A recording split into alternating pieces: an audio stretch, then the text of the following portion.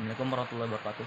Perkenalkan, nama saya Andi Muhammad Nusron dari Indonesia, dari kelas 9E, dengan membuat video ulangan lisan dari Pak Syarudin. Pertama-tama saya akan membacakan soalnya.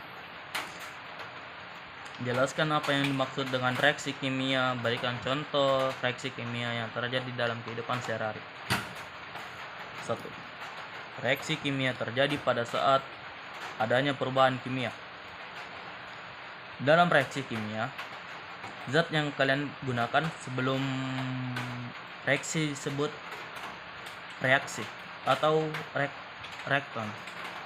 Sedangkan zat yang kamu peroleh setelah reaksi disebut sebagai produk suatu reaksi. Nomor 2. Sebutkan dan jelaskan 3 jenis reaksi kimia yang paling umum. 1. Reaksi kombinasi atau sintesis. Reaksi ini melibatkan lebih dari satu zat reaksi yang bergabung untuk membentuk produk yang merupakan gabungan dari kedua zat reaksi. 2. Reaksi penguraian atau dekomposisi. Jika reaksi kombinasi adalah proses pembentukan, maka reaksi penguraian adalah kebalikannya, yaitu suatu zat atau senyawa. Nomor 3. Reaksi pembakaran.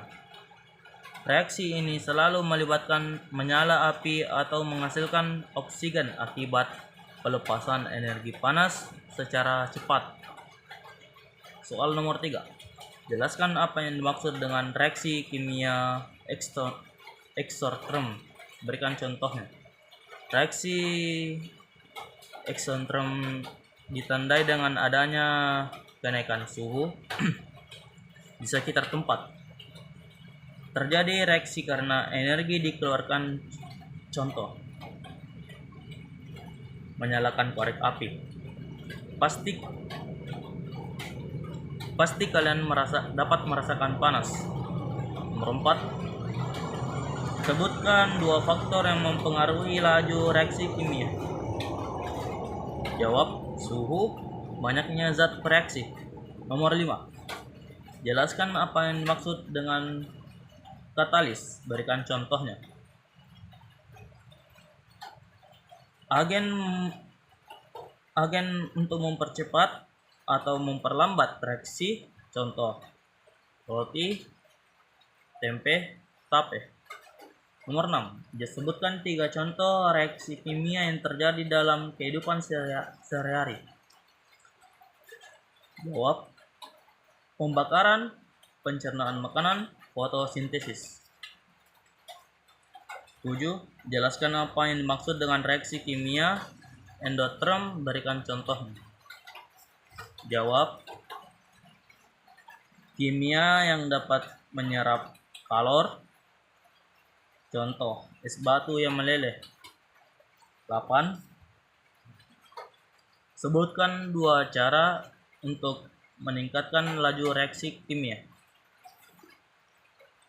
Pertama, menaikkan suhu reaksi karena semakin tinggi suhu, maka energi kinetik zat semakin besar. 2. Memperbesar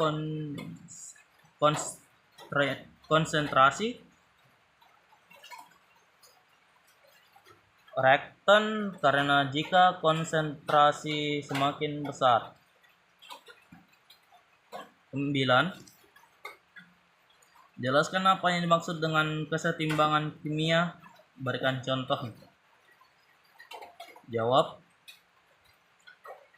ketika konsentrasi reaktan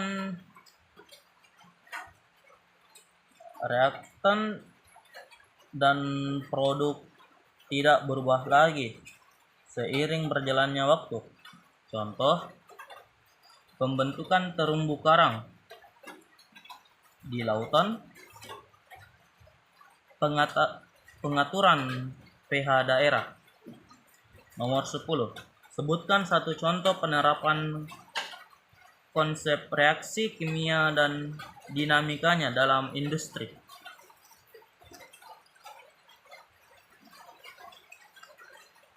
Pertama, pembuatan natrium klorida atau garam dapur melalui reaksi elektrolisasi larutan garam.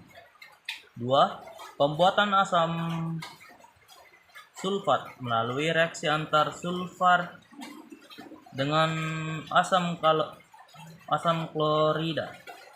3. Pembuatan sabun melalui reaksi antara lemak atau minyak dengan natrium hidroksida. Sekian dari saya. Assalamualaikum warahmatullahi wabarakatuh.